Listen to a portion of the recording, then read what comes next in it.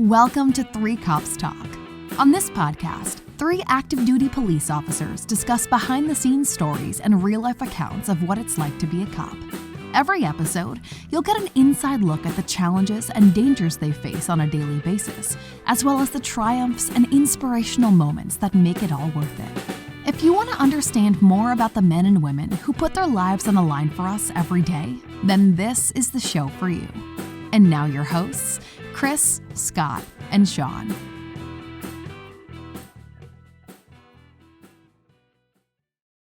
Hey folks, welcome back to another episode of Three Cops Talk. This is Shaun, joining you from South Carolina. Today, I've got the thrifty Norwegian with me again from beautiful Illinois, and no obligatory. He's off. He's on a diet of not saying negative things about Illinois anymore. He's told me he's no longer doing this cold turkey. Cold turkey. I gave it up for Lent. Right. There's a patch that you get for it now. But my father always said, if you're going to quit smoking, you just stop. He smoked a pack a day, and he just stopped. Right. Cold turkey. And that's what you got. No patches, no gum. No, there's no gums for it. There's no gums for Illinois. No, missing it, hating it, doing whatever. It's just let it go. You got to stop. Yeah. Cold turkey. The best way to beat an addiction. Which is what I define that. That's what it equates to. Yeah, and as Rich Uncle Chris, he's out of the box. He's got something going. Oh, he's taking his kids to school. He's taking one of his daughters to school. That's what it was. Just went through that. He's always so busy. But he's doing it, oddly enough, with a hydrofoil, which is kind of really, I don't know how he swings this stuff, but he's actually traveling. He's got that thing, that spaceship from the Jetsons that just hums along. I'm getting way back in cartoons there. Do you realize that George Jetson was actually born this year per the cartoon? Funny that you said that. I read this the other day, just a thing to know. How do you know that? How do you know that? I pay attention to things for a little while, for 15 is that like seconds some kind of, is that like a desk calendar that you have that was something that was on there? No, it just popped on my Twitter feed. It was in my Twitter feed about something about the Kardashians, and then that, and I was done. I was had to keep moving. I was all right, I got to get back into some. I more don't get that stuff on MySpace. Yeah, There's but not much feeding through there anymore. I used to when we were in the Army, when I was in the Army, and when I was training people in the police world, I was always talking about how do you stay agile and mobile on the battlefield. And I was perfect for from a resiliency standpoint of being well, if I'm up, he sees me, I'm down. That's about how long I can stay focused on a topic. So, that's where it's at. And, how we dealt with resiliency throughout our career and in the military when I was in, I'm going to tell you, was largely done through, legal means of alcohol and things like that. I was stationed in Germany, and, I don't drink much in Germany. It's really wild. I don't. There's not much going on related to alcohol. I don't think even beer. And driving super fast. Right. Which is, you don't mix the two, because I'll tell you, the Polizei you don't mess with those dudes. You just don't. But the bottom line was just we always measured our resiliency, and the fact is hey, we would get completely blottoed in a single night, and my resiliency was my ability to do it again the next night when I was in my 20s. That's how I dealt with look, I'm a pretty resilient dude. Look, I'm back. I'm here. I'm ready to drink again and not deal with my issues. And, some of the crazy things. And then they take you out of Germany and drop you in the Middle East. This is how the Army just completely messed with you. And then there's no booze allowed at all. There's no booze anywhere. You were getting ripped off a near beer, an NA. We had these things called dining outs, and they would allow us only to bring in an NA. It was dude, it was I don't think there's alcohol in it, is there? No, it's 0.01% or less or something like that. So you have to drink 50 of them. Some in there. Okay, so that's what I did. It was either that, or you had to make toilet wine in prison. Right, so, exactly right. I mean, it's it's a struggle. Those camel spiders really challenged that toilet. And when you're trying to get up there and recite the Fiddler's Green as the junior lieutenant in the regiment, and you're drinking burn pit Ripple, you're not really on it. But anyway, no, I'm sure at Western Illinois. That's one of our sponsors, actually. I think Burn Pit Ripple. Right there, you go. Pit Ripple. It's a brown liquor, from what I understand. It's an after dinner drink, and they actually ask you. You can get VA benefits through it completely. You know what I mean? You Burn Pit Ripple is Burn Pit Ripple. Right, I'm eligible for. You can also clean wounds with it. Yeah, right. It's not a coagulant though, so it's really really rough. Well, I'm sure at Western Illinois, where you went to school, Scott, I'm sure they all coped with things quite well. Oh, well, I was so busy academically usually that I didn't really have time for that kind of stuff. But, I was able to find my resiliency in reading and the library and books and many leather-bound books. It was the same kind of thing like the Army. I mean, you what did you do like when you had a huge test or something like that, or something you've been studying for all week, or you felt bad about some test that you didn't do on it? It's like, let's go out and just tear it up the entire weekend, and then not really address any of that stuff, and then just do it over again. So for my college kids that are listening, don't listen to that. But that might have happened. That might have happened one or twice, one or two times. I try to explain to my sons, like, we're like pioneers, and we would do it, but we would do it differently this time, and we did it so you could live a better life. You made these sacrifices for you. TikTok is a more dignified means of being run into the ground by the world. None other than Dr. Jennifer Prohaska. We'll call her Dr. Jenny from here on out. Welcome. Let me just get to Jenny. Jenny, who can I turn to out of the way right now? 867-5309. Can I do that? Right. Jenny. Is it cool? I'm sure you've never heard that before. I thought the Forrest Gump was coming right away, but there you go. Oh, Jenny. Right, there you Thank go. you, Jenny. Right. Okay. All right, let's get that out of the way too. As usual, other than the beard, I showed my age. But Doc, thanks for being here with us. We really appreciate you putting up with us great. And talking about a topic, one we can't talk about enough about. And your program is what we're going to deep dive today to see the differences and back up some of that scientific methodology that you use. So please dig a little deeper into your background, and we'll go from there. Yeah, sure. So born and raised in Kansas, did actually all of I call it my sentence, did my whole sentence, all my graduate school, my undergrad, all my residency at the University of Kansas. So rock chalk. I went to like 0 football games, basketball games. So I didn't have a lot of fun. I lived a lot in the library, but it's paying off now. So there you go. Right. I did that. I actually kind of have a background mostly in like brain and spinal cord injuries, spent a lot of time during neuropsych stuff. So when you said, hey, maybe she'll explain what neuro rehab psych is, it's basically like after you have a major brain injury, spinal cord injury, how do you get back to wherever we can get you as fast as possible? I also worked burn unit, and I worked trauma unit and ICU, and I freaking loved it. Loved it. So I didn't think I'd like it as much as I did, but really enjoyed it. And then I took my first job at KU Med, working at the cancer center, where I work with mostly like terminally ill folks, usually brain cancer, some other kinds of cancer too. I had like some serious burnout at that point. I didn't probably make it more than about 9 months there before I was like, I need to do something else. I missed trauma. I missed working in trauma. So really, wow. So it wasn't compassion fatigue as much as you'd much rather be. We have a saying like, I want to get back in the shit. Like I want to get back in it because that's where I feel most comfortable. That's a big term in the military. SWAT guys say a lot like, I got nothing going on. I want to get out there. And it kind of translates to what you've seen too, by the sounds of it. Totally. And so I actually left. I don't really recommend this. Like when other grad students ask me like, what'd you do with your career? What's your recommendation? It's not my path. I promise you that. But I was so freaking burnt out, and I was like, there was some super sad moments at the cancer center. And so, I bet. I left without a job. So don't recommend that. Just tried that for 2 months. It's kind of fun. Yeah. But at least you realized that, that it was getting that way and, decided, hey, maybe I need to do something else. It was time to go. And so I just happened to fall into a practice that was like forensic, a little bit of law enforcement. And I fit the niche, and I was kind of the black sheep of grad school because I'm not really the typical kind of therapist. And then, and then I landed in a niche that was perfect. So through all that kind of crappy situation, I ended up working with cops, and I absolutely love it. So I wouldn't do anything else. I can't work with normal people. I'll tell you what. There you go. That's what she's just rolling with us. That pretty much sums it up. Yeah, I can't either. So that's what I do. Now, what did you like? Anything in your personal life that would set you apart from anybody else that would help you with some of this? Because I mean, obviously, I like that you're the first, and you're probably a pioneer in this. But we're going to clearly need more people like you to be able to handle this that don't necessarily come from our world directly. You know what I mean? Yeah.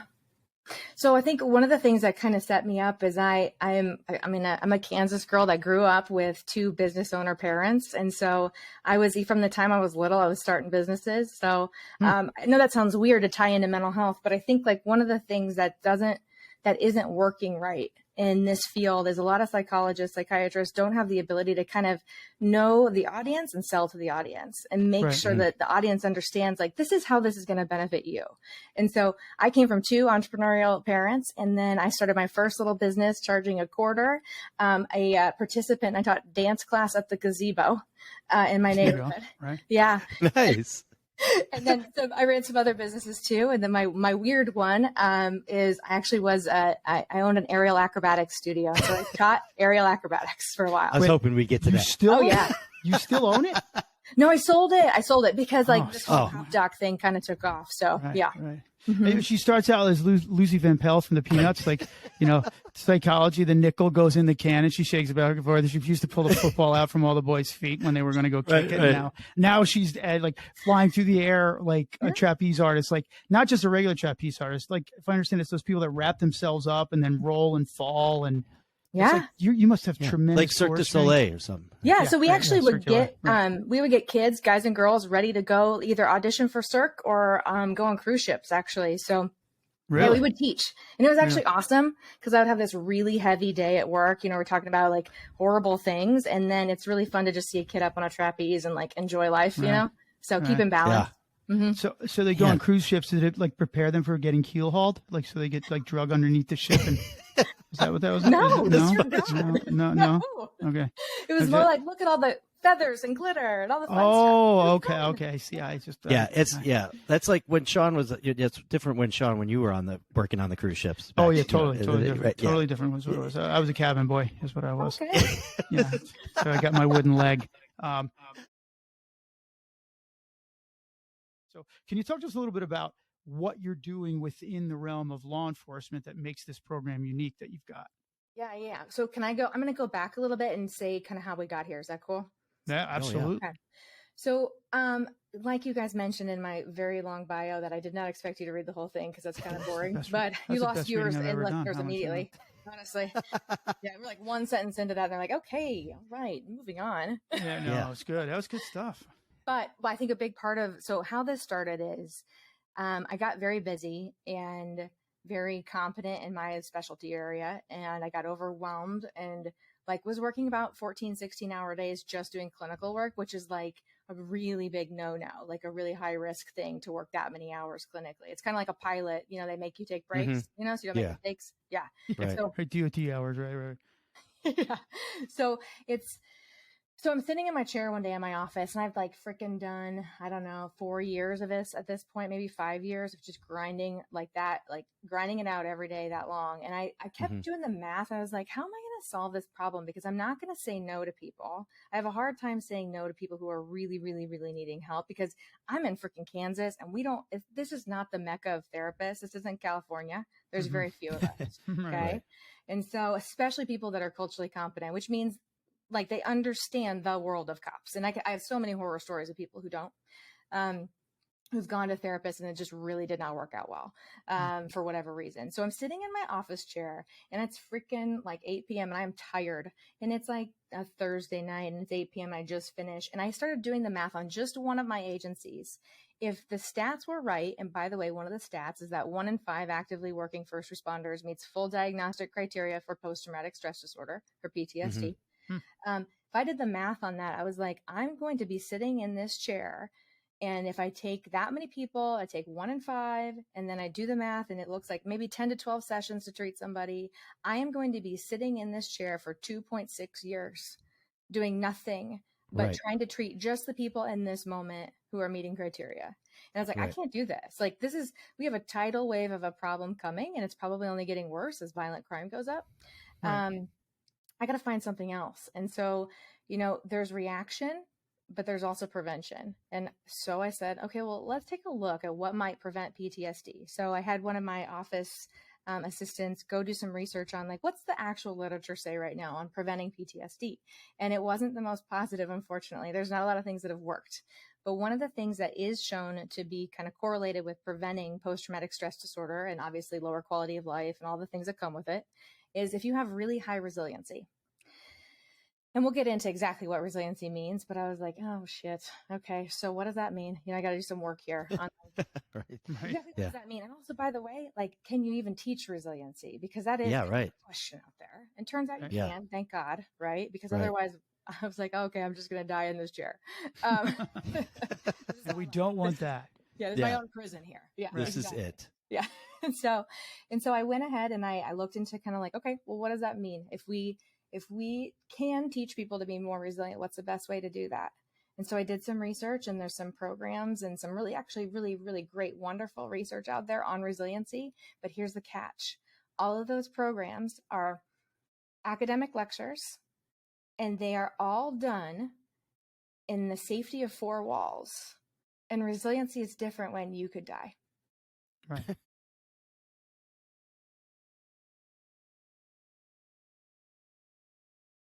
Resiliency. Right. I'm sure you guys have talked about that before. Right. So you'll have to offer your program on TikTok. Yeah, that's what you're saying. Right. Yeah. Went from 5 hours to 15 seconds. Yeah, I worked on it. Sometimes I just talk real fast. Right. If anybody can do it, it'd be you. That's for sure. I got it. Oh man. So, I think that one of the things to think about is I am actually hopeful that these field training officers and regular brand new baby cops come out and they start learning these resiliency skills, and they actually take them home and they use the same resiliency skills at work that they use at home. And then their kids learn them, their spouses learn them, like whatever. And then that's a way of operating in the world that kind of gets us back to building up more resiliency for sure.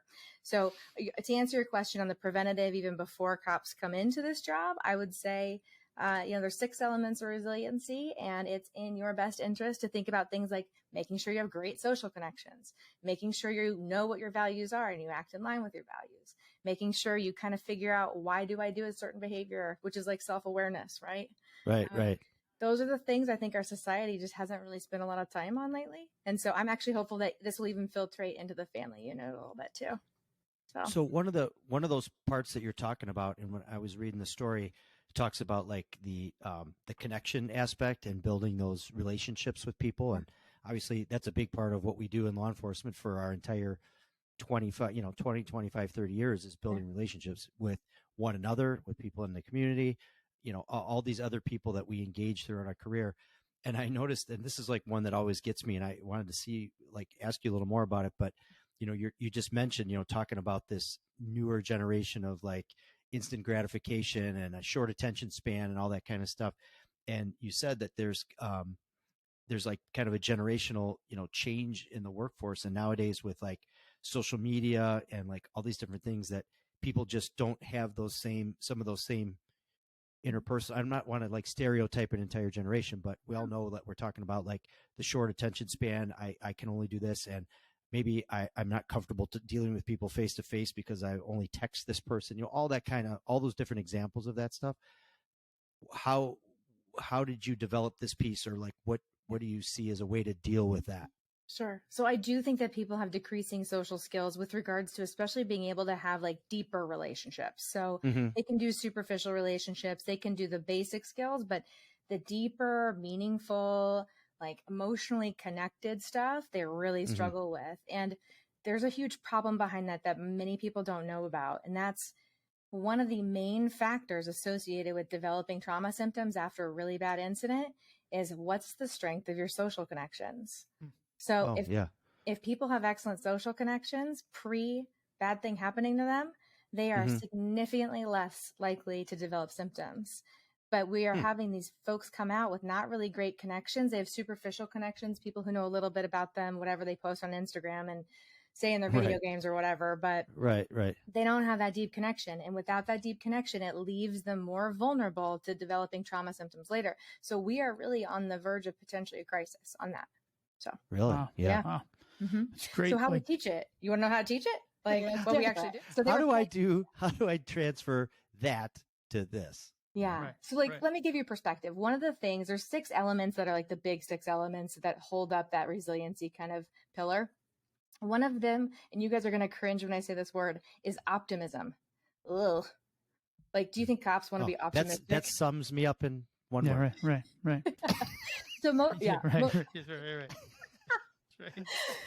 Two negatives actually make more negative in the police world. Right. Yeah. So I looked at it and I go, yeah, we're going to have a problem, because if I stand up in a room full of salty cops and talk about optimism, I'm going to get booed out of there. Like, they're going to be on their phones. They're going to be like taking emergency You're not calls. funny. You're not funny. We're yelling at you. Pretty much, man. That's actually kind of happens sometimes. So I was like, you know what?